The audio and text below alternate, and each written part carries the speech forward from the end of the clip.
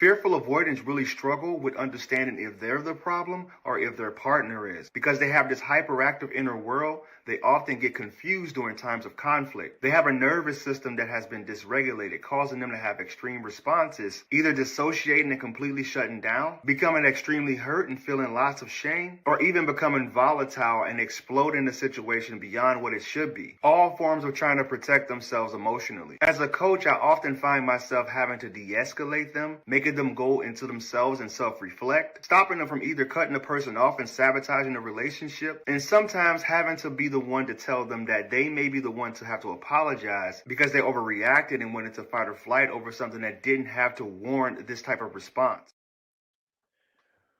What's going on, my beautiful people? Let me know if you can hear me. That video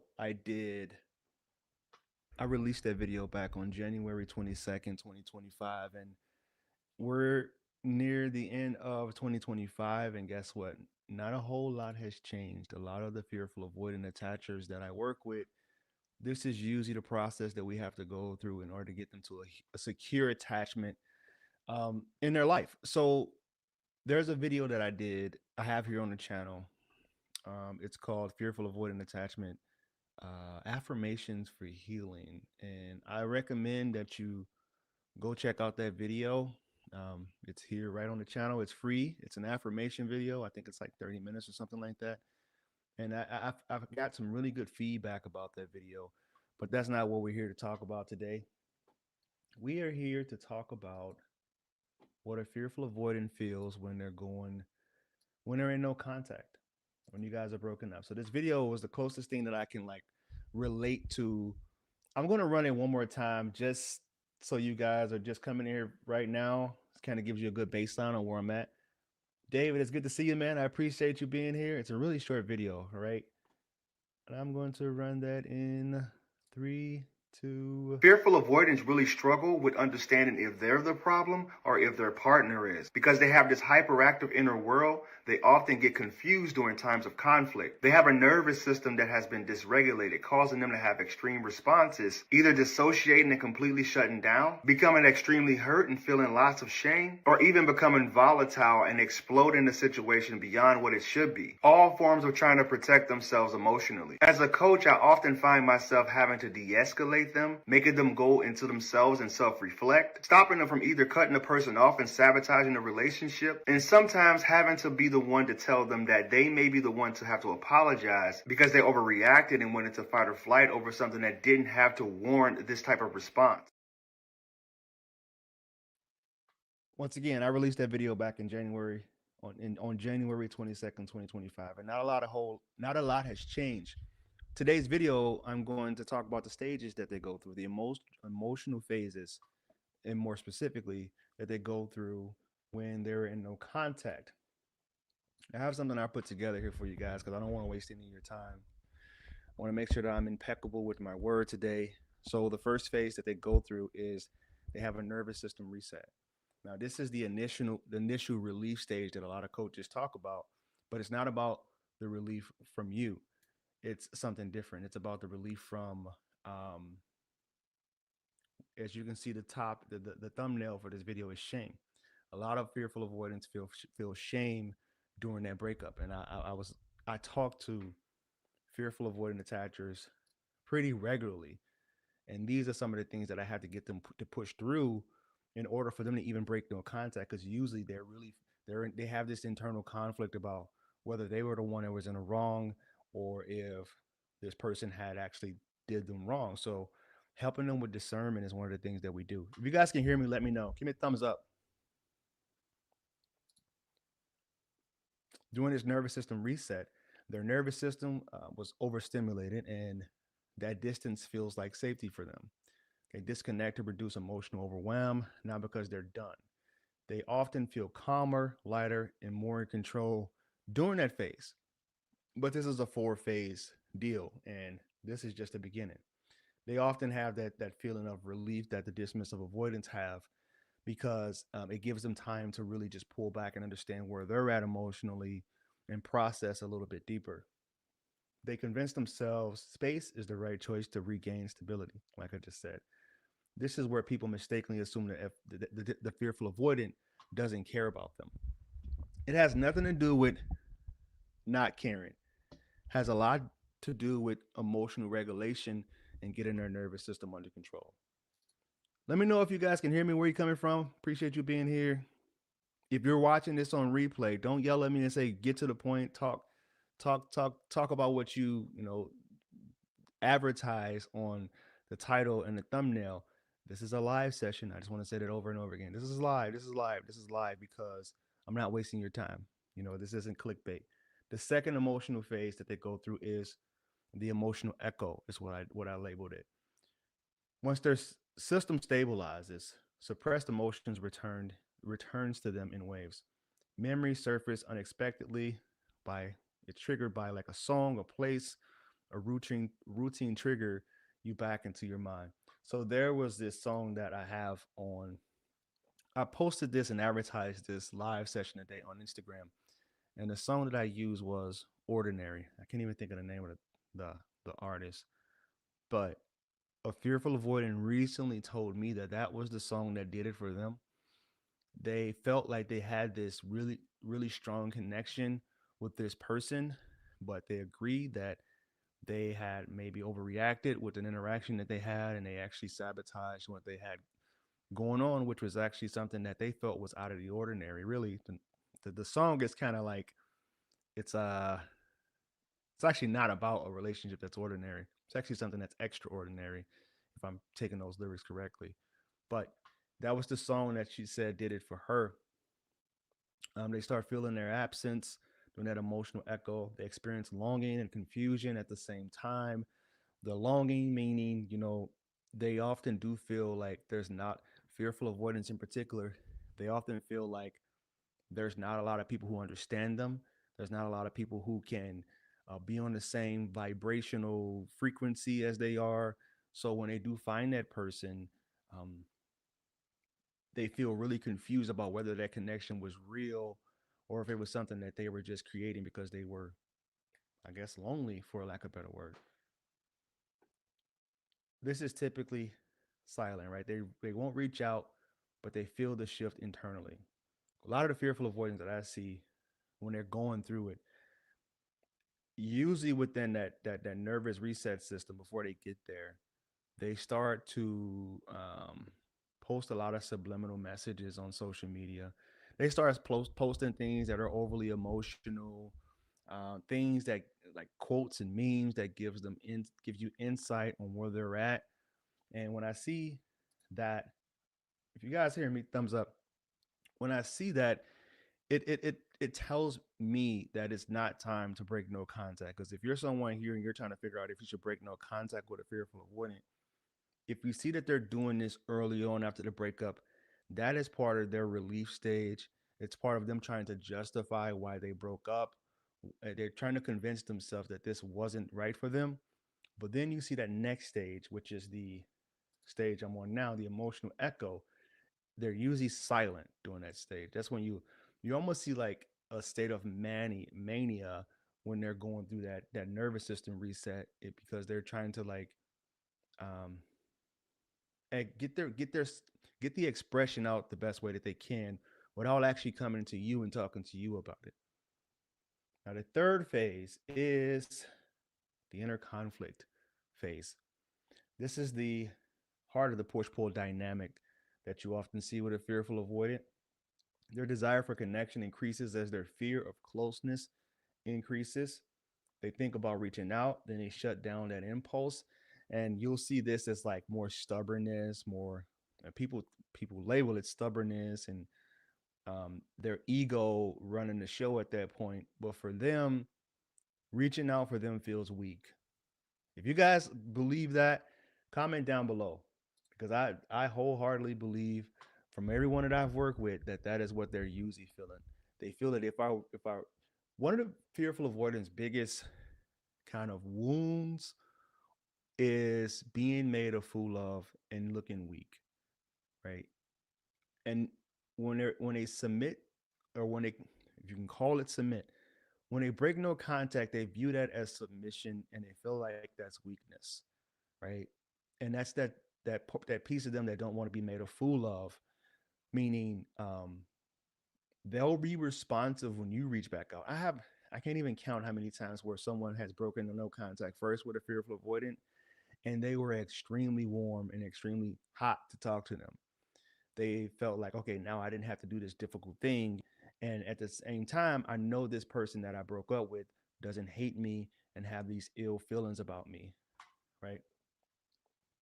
So um, they fear emotional responsibility and fear losing you at the same time. That accountability, that shame piece, that feeling like, all right, I ruined another relationship. I knew I was no good at relationships, so I'm continuing to waste people's time because they just don't understand me. They don't get how I operate. They don't get the trust wounds that I have, and that lack of being vulnerable.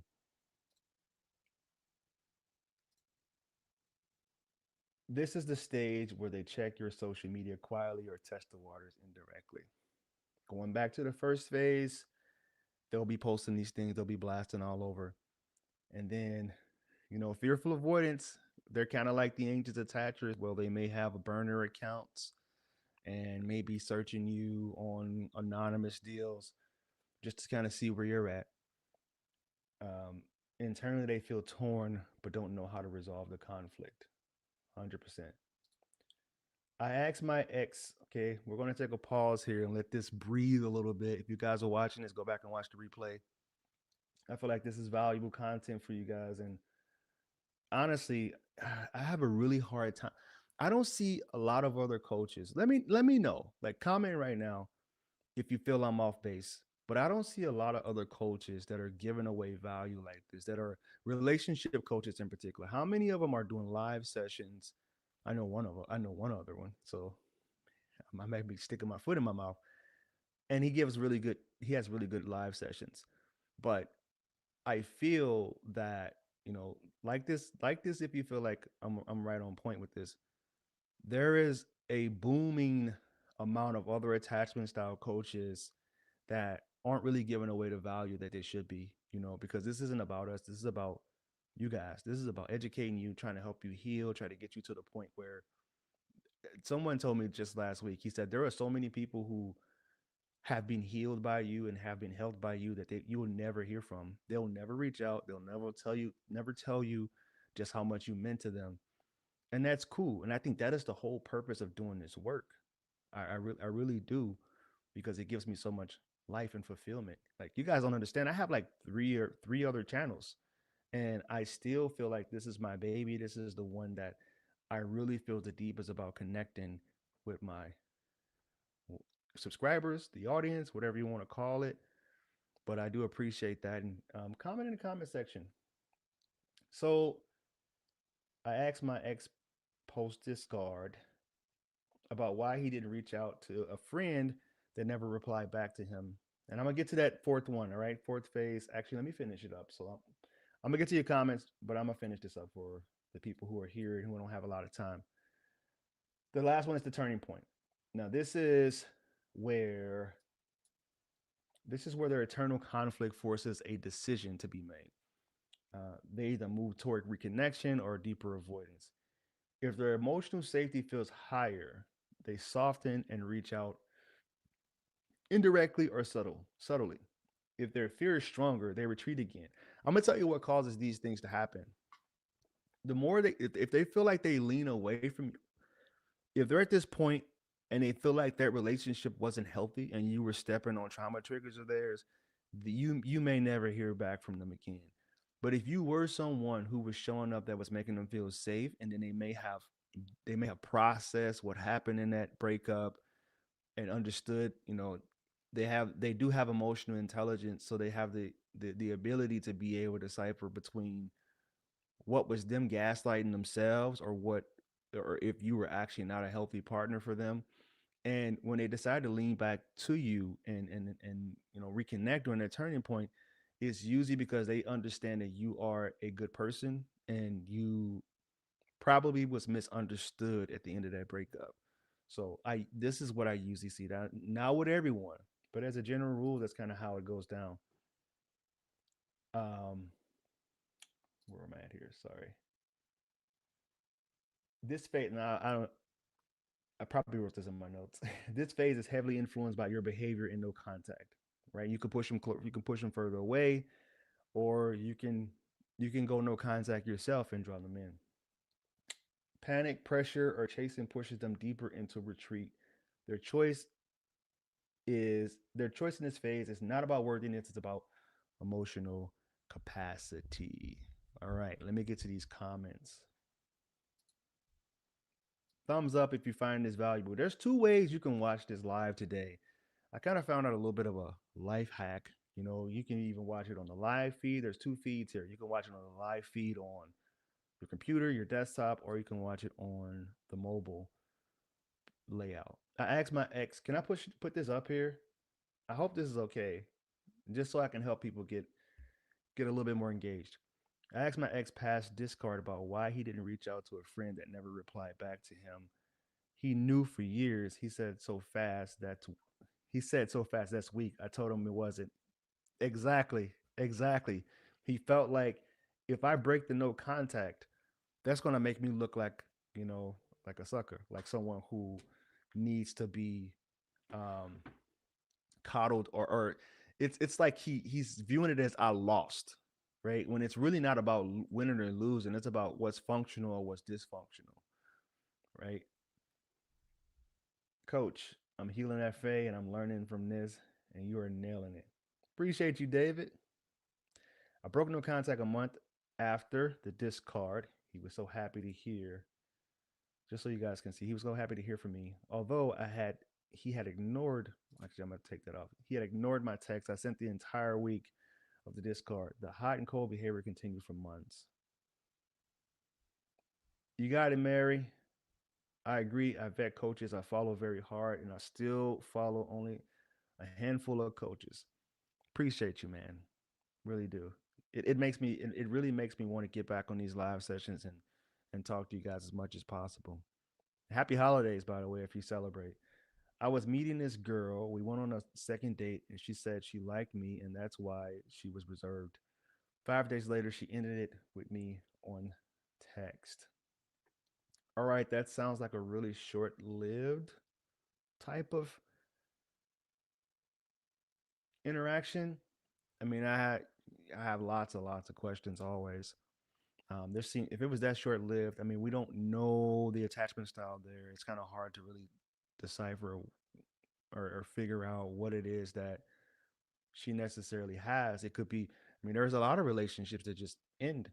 They just say, all right, this person just isn't for me. And I think with the rise of dating apps and people are, quick to next someone in real life, then it's really hard to tell if she just wasn't that interested, if you did something that might have turned her off, or if she has some type of insecure attachment style. So I would be very careful about, kind of lumping certain people in a bucket. And often, and I don't know you, I could just tell you from my own experience and the people that I've worked with, we often do that because it helps make things make sense. She's a fearful avoider, and I just wanted to keep it short. Okay, cool. All right, all right, all right. Then never mind. All right. Any more questions? Any more comments? Like I said, if you find this valuable, if you want to text me, you can. If you want to text anonymous, and I'll read it here live. I'll answer your questions live. The number is scrolling across. I probably should have said that in the beginning of this conversation, right? If you want to text it, you can text me right now. I'll answer your question. And I appreciate you guys.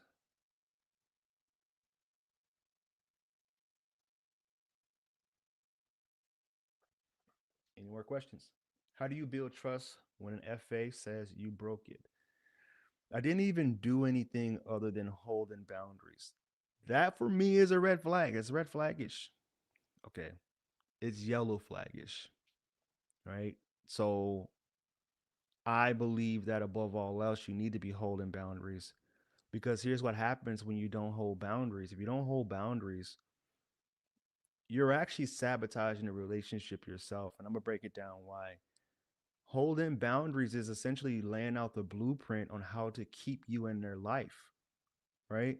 How many times have you had something that was a boundary for you and you didn't speak on it, but later on down the line you ended up resenting that person because you didn't speak on those boundaries. So I think in order for healthy relationships to progress and then thrive, you have to set those boundaries. And if this person gets upset with you because you held a boundary, okay, great. Now you're showing me what you're made of.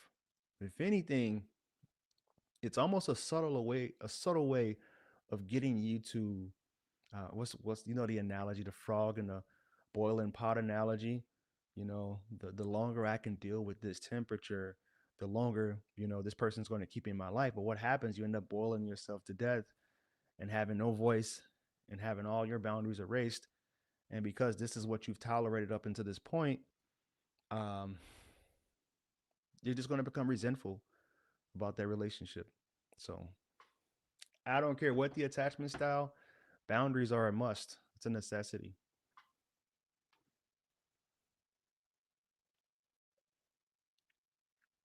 And we can't allow people to use their attachment wounds as a reason to get you to comply in a manner that makes them feel comfortable.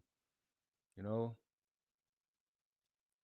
let me know what you think, Christina. Sorry. So I see a lot of creators on these live sessions. They put the comments up on the screen, and I've done it in the past, but I kind of felt morally conflicted about that because I want to make sure that I'm maintaining privacy, and you don't want people going and looking at profiles and all those different things. So,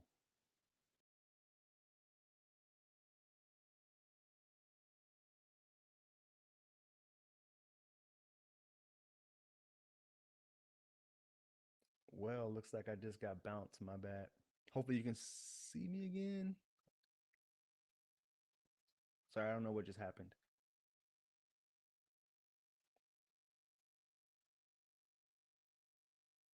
Okay. Well, if you guys don't have any other comments, um, feel free to reach out to me for a one-on-one session.